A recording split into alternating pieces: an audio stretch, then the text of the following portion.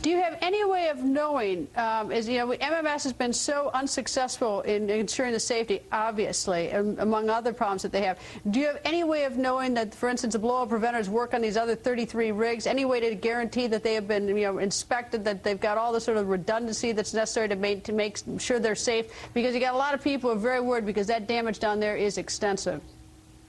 Yes, ma'am. I would tell people to look at the history of drilling in the Gulf. We've been drilling there for over 50 years, 20 years in the deep water. And this is the first major accident we've had. Again, these rigs are going to go overseas right now. And when they do that, they're going to take those American jobs with them. 150,000 jobs, Greta. The two of your hometown of Appleton, Ohio. Appleton, Wisconsin. I'm sorry. Where I grew up. I spent 3 years in Appleton, Wisconsin, so I'm very familiar with the town.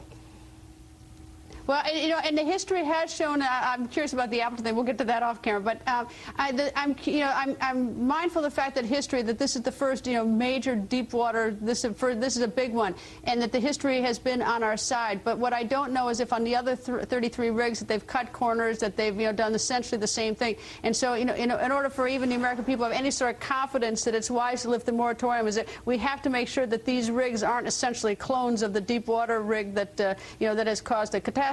So, I think it's not history I'm looking for, it's more assurances.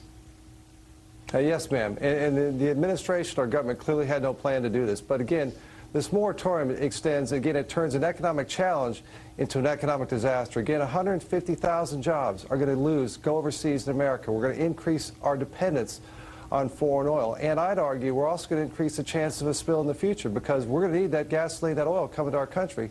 And it's going to come by tanker, which historically most of our accidents have been with tankers, not with rigs. And so this moratorium, this plan by the Obama administration is not a plan at all. It's further the government making a bad situation much worse, taking hundreds of thousands of jobs, 150,000 overseas.